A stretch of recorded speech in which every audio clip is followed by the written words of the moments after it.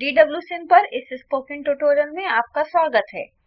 इस ट्यूटोरियल में हम सीखेंगे कि सेंसिटिविटी एनालिसिस और एडजस्ट कैसे करते हैं। इस ट्यूटोरियल में हम एक सेपरेशन के लिए ठीक रिफ्लेक्स रेशियो निर्धारित करेंगे। पहले हम ये सेंसिटिविटी एनालिसिस से करेंगे। हम एडजस्ट ऑपरेशन से ये दोहराएंगे। इस ट्यूटोरियल को रिकॉर्ड करने के लिए मैं उपयोग कर रही हूँ DWSIM 3.4। इस ट्यूटोरियल के अभ्यास के लिए आपको निम्न पता होना चाहिए। DWSIM में एक सिमुलेट फाइल कैसे खोलते हैं, रिग्रेस डिस्टिलेशन सिमुलेशन कैसे करते हैं, एक फ्लोशीट पर कंपोनेंट्स को कैसे जोड़ते हैं। हमारी वेबसाइट spokentutorial.org पूर्वावश्यकता ट्यूटोरियल्स का विवरण देती है। आप इस साइट से इन ट्यूटोरियल्स और सभी संबंधित फाइल्स को एक्सेस कर सकते हैं। ये स्लाइड दिखाती है कि किसी एक पूर्वावश्यकता ट्यूटोरियल में वो प्रॉब्लम हल की गई है। ये रिग्रेस डिस्टिलेशन द्वारा हल किया गया था। प्राप्त हुई शुद्धता अपेक्षित से कम थी। हम शुद्धता को बेहतर कैसे करते हैं? हमें रिफ्लेक्स रेशियो बढ़ाने की जरूरत है। अब DWSIM में संबंधित फाइल खोलें। फाइल नाम शीर्षक में है। मैंने DWSIM पहले ही खोल लिया है। मैंने regress.twxml फाइल पहले ही खोल ली है। यह फाइल आपके डाउनलोड करने के लिए हमारी वेबसाइट spoken-tutorial.org पर उपलब्ध है। अब डिस्टिलेट पर क्लिक करें। प्रॉपर्टीज सेक्शन में मोलर कंपोजिशन आइटम 2 पर जाएं।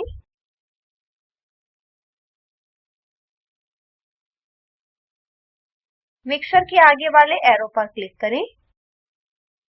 बेंजीन मोल फ्रैक्शन 0.945 है।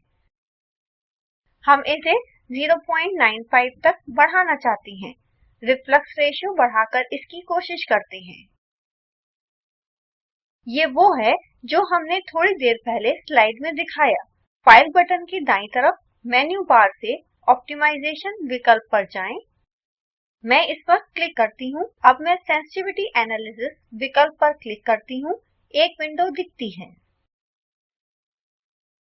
हम सेंसिटिविटी एनालिसिस के मेन्यू बार में 5 मेन्यू देख सकते हैं। सेंसिटिविटी स्टडीज पर जाएं। अगर ये पहले से चयनित नहीं है तो इस पर क्लिक करें। हम केस मैनेजर शीर्षक में 4 विकल्पों के साथ एक बॉक्स देख सकते हैं। न्यू विकल्प पर क्लिक करें। यह एक नए सेंसिटिविटी एनालिसिस केस बनाने में मदद करेगा। हम नाम ऐसे केस 0 देखते हैं।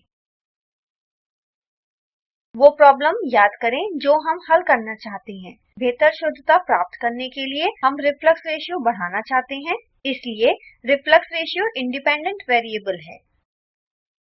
अब हम इंडिपेंडेंट वेरिएबल्स बटन से ये लागू करते हैं। अब मैं ऑब्जेक्ट बटन के पास वाले खाली स्थान पर क्लिक करती हूँ। DC000 पर क्लिक करें, जो हमारे डिस्टिलेशन कॉलम का नाम है। दाईं तरफ प्रॉपर्टी नामक विकल्प है। अब मैं इसे अंदर लाती हूँ। डाउन एरो पर क्लिक करती हूँ। अब मैं नीचे जाकर कंडेंसर स्पेसिफिकेशन वैल्यू पर जाती हूँ। यह इस मेन्यू के नीचे आता है। ये रिफ्लेक्स रेशियो का रोल प्ले करता है। क्लिक करके इसे चुनें। आप यहाँ इसे चयनित देख सकते हैं। याद रखें, हम अपना रिफ्लेक्स रेशियो 2 से ज्यादा करना चाहते हैं। अतः हम लोअर लिमिट में 2 प्रविष्ट करेंगे। अपर लिमिट को बदलकर 2.5 करेंगे। नंबर ऑफ पॉइंट्स को बदलकर 6 करें। आगे हम डिपेंडेंट वेरिएबल पर क्लिक करते हैं। बाईं तरफ वेरिएबल्स नामक कॉलम देखें। उसके नीचे वेरिएबल्स जोड़ने के लिए हरा प्लस बटन देखें। इस पर क्लिक करें। एक नई रो दिखती है।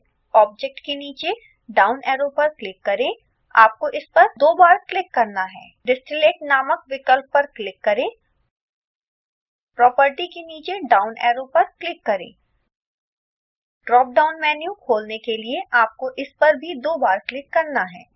मोलर फ्रैक्शन मिक्सचर बेंजीन पर जाएं। इस तक पहुंचने के लिए आपको नीचे जाना होगा। कुछ अन्य विकल्प भी हैं जो इसके बहुत समान लगते हैं। निश्चित कर लें कि आप इसे चुनते हैं। इस पर क्लिक करें। ये चुना गया है और टैब पर दिखता है। फिर रिजल्ट्स पर क्लिक करें। हम स्टार्ट सेंसिटिविटी एनालिसिस नामक विकल्प देख सकते हैं। अब मैं इस पर क्लिक करती हूँ। हम देखते हैं कि एक-एक करके रिफ्लेक्स रेशियोज के लिए वो कॉलम सिमुलेट किया जा रहा है। सिमुलेशन के अंत में हमें मैसेज मिलता है डन। आप 6 रिफ्लेक्स रेशियोज के लिए 2 से 2.5 तक परिणाम देख सकते हैं। हम संबंधित बेंजीन कंपोजिशन भी देखते हैं।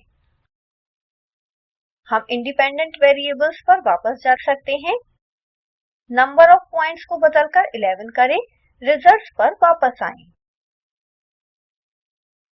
स्टार्ट सेंसिटिविटी एनालिसिस पर एक बार फिर क्लिक करें। आप देख सकते हैं कि 11 का रन होना पूर्ण हो गया है। अब ऊपर जाते हैं। देखें कि 0.95 की अपेक्षित शुद्धता 2.05 और 2.1 के बीच पूरी की जाएगी। आप इंडिपेंडेंट वेरिएबल्स में इन्हें लोअर और अपर लिमिट्स की तरह चुन सकते हैं और दोहरा सकते हैं, लेकिन मैं अभी वह नहीं करूंगी। इस तरह जारी रखते हुए हम 0.95 शुद्धता के लिए आवश्यक ठीक-ठीक रिफ्लेक्स रेशियो निर्धारित कर सकते हैं। आपके लिए एक नियत कार्य है। क्या आप 0.95 शुद्धता के लिए आवश्यक रिफ्लेक्स रेशियो पता लगा सकते हैं? उस प्रक्रिया का अनुसरण करें जो मैंने अभी समझाई। मैं आपको उत्तर बताऊंगी।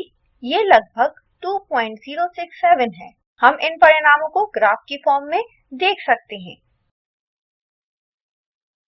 चार्ट विकल्प पर क्लिक करें।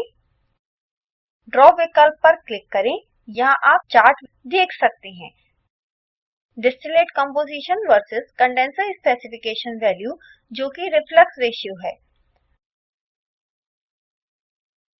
अब इस पॉपअप को बंद करें।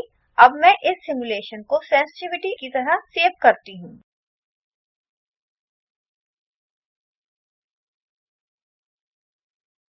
अब अगले नियत कार्य पर जाते हैं।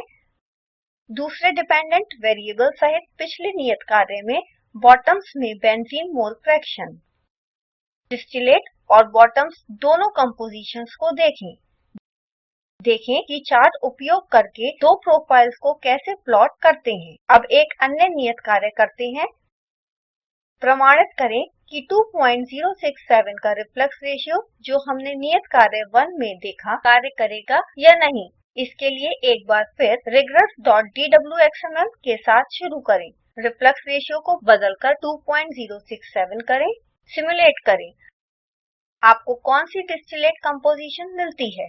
हमने ट्रायल और एरर से अपेक्षित रिफ्लेक्स रेशियो की गणना की। DWSIM इसकी सीधी गणना करने का प्रभावशाली मेथड रखता है। ये एडजस्ट कहलाता है। दाईं तरफ ऑब्जेक्ट पैलेट से एडजस्ट पर जाएं।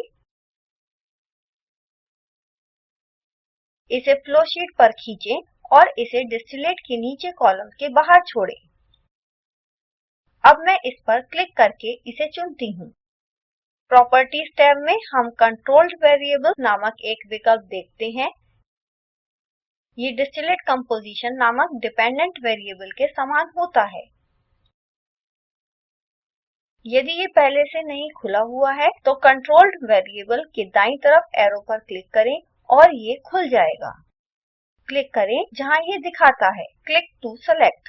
उस बटन पर क्लिक करें जो दाईं तरफ है। एक पॉपअप दिखता है। ये 3 कॉलम्स रखता है। टाइप के नीचे मटेरियल स्ट्रीम पर क्लिक करें यदि ये पहले से चयनित नहीं है। ऑब्जेक्ट कॉलम में यानी मध्य कॉलम में डिस्टिलेट चुनें। ये दाईं तरफ के कॉलम में बहुत से वेरिएबल्स उत्पन्न करता है। मोलर फ्रैक्शन मिक्सचर बेंजीन पर जाएं। ये सॉलिड फेज प्रविष्टियां समाप्त होने के बाद आता है। इस पर क्लिक करें। एक बार फिर सावधान रहें, बहुत से समान लगने वाले विकल्प हैं। ओके पर क्लिक करें। प्रमाणित करें कि ये प्रॉपर्टीज मेन्यू में दिखता है। उपरोक्त प्रक्रिया दोहराएं, लेकिन अब मैनिपुलेटेड वेरिएबल के साथ। दाईं तरफ के बटन पर क्लिक करें। पॉपअप में नीचे जाएं और डिस्टिलेशन कॉलम पर जाएं। इस पर क्लिक करें। फिर DC000 पर क्लिक करें। फिर कंडेंसर स्पेसिफिकेशन वैल्यू पर जाएं। इस पर और फिर ओके पर क्लिक करें। अब पैरामीटर्स विशेषता के लिए प्रचलित प्रक्रिया का अनुसरण करें। इसे देखने के लिए नीचे जाएं। हम एडजस्ट प्रॉपर्टी वैल्यू नामक एक विकल्प देख सकते हैं। ये वैल्यू साधारणतया 1 होती है। 1 को डिलीट करें और 0.95 प्रविष्ट करें। मैं थोड़ी सी बढ़ी हुई संख्या 0.95001 प्रविष्ट करूंगी।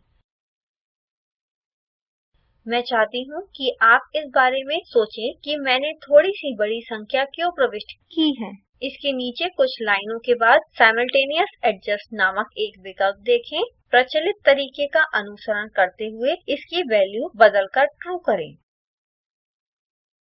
यदि अपने आप से इसकी गणना नहीं होती है तो प्ले दबाएं और फिर रिकैलकुलेट ऑल दबाएं। मेरे केस में अपने आप ही इसकी गणना होती है, अतः मैं उनको क्लिक नहीं करूंगी। कम समय में गणनाएं पूरी की जाती हैं। अब जांचते हैं कि हमारी डिस्टिलेट शुद्धता के लिए 0.95 का उद्देश्य प्राप्त होता है या नहीं। डिस्टिलेट चुनें। मोलर कंपोजिशन में मिक्सचर चेक करें। हम देख सकते हैं कि बेंजीन कंपोजिशन 0.95 है। अब चेक करते हैं कि इसके लिए आवश्यक रिफ्लक्स रेशियो कौन सा है। इसके लिए डिस्टिलेशन कॉलम पर क्लिक करें। कंडेंसर स्पेसिफिकेशन में वैल्यू चेक करें। हम 2067 की वैल्यू देखते हैं। ये उसके समान ही है जो हमें सेंसिटिविटी एनालिसिस में प्राप्त हुआ। अब मैं इस सिमुलेशन को एडजस्ट की तरह सेव करती हूँ।